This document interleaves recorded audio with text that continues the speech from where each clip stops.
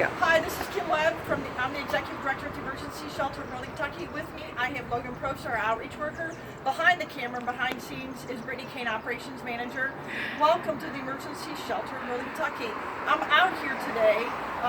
While it is sunny and hot here, I actually want to talk about winter. In our winter and how you're going to help us and how we hope you help us. In our winter, we have guests that line up down the street for us. So they need to come into shelter in the middle of winter. We need to get them in quick. We hope that you can help us with this. So come on in.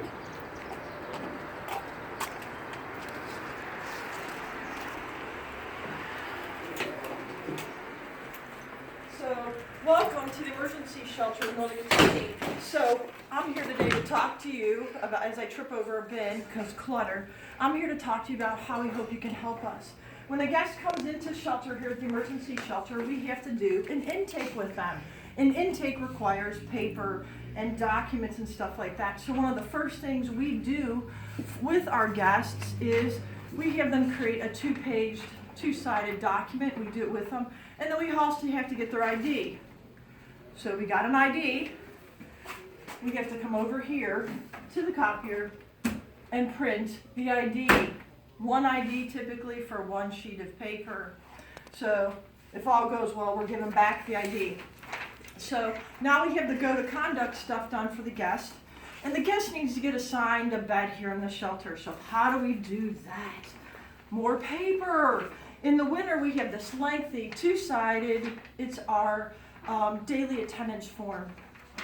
When we're below freezing, we have a second sheet stuff. So lots of paper, and then we have ER referral forms as well. We have lots of papers that we collect from our guests and for our internal purposes. So when we're done with that, what happens, right? Our staff sits down, takes all this, loads it into an Excel spreadsheet, and we start tracking our guests. This past winter, we sheltered 589 guests, did 12,000 nights of sheltering. What does that look like? That means that as we track our guests that shelter with us, we do the good old-fashioned tally system.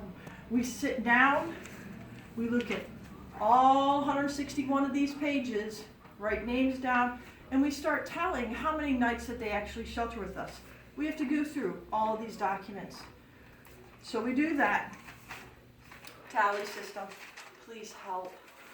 So we also keep track of our emergency referrals. When hospitals, jails, and police come to us, we have to do an emergency referral form for them. So another paper.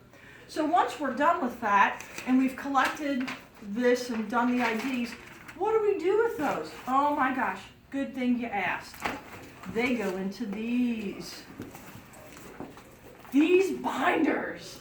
So these binders are alphabetical, and they are supposed to be alphabetical. And this is all 589 individuals this past winter. This is their code of conduct. So when we need to find out if Logan has sheltered with us in the past, we would go to the binder that has a last name of P, and we would have to go through and find her in this. As you can see, some of it doesn't even make the binder because the binder doesn't even make it through the winter.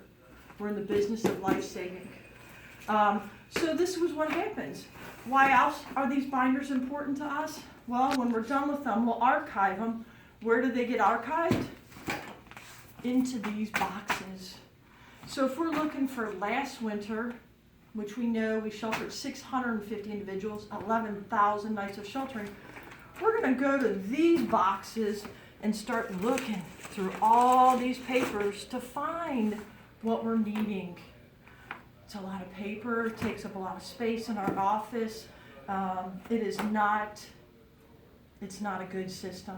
We need you guys to help us plan and develop and hopefully implement a data system that works, that gets us out of the business of paper, that we can save some trees like we're saving lives here in Northern Kentucky, because we haven't even talked about our summer shower program. We're collecting data and IDs and doing intakes on our showers and laundry that happen. There are over 250 individuals that did showers with us. We have forms on them. Our summer recovery program, we have guys going homeless to housed. We had 106 men that did the same thing we have to create data on. We need help to get out of this system, get out of paper, and to get us into the 21st century. Why should you help us? We are a low barrier shelter here. We're taking care of those in crisis in the winter. We're the only one of its kind here in Northern Kentucky. We accept those in active addiction.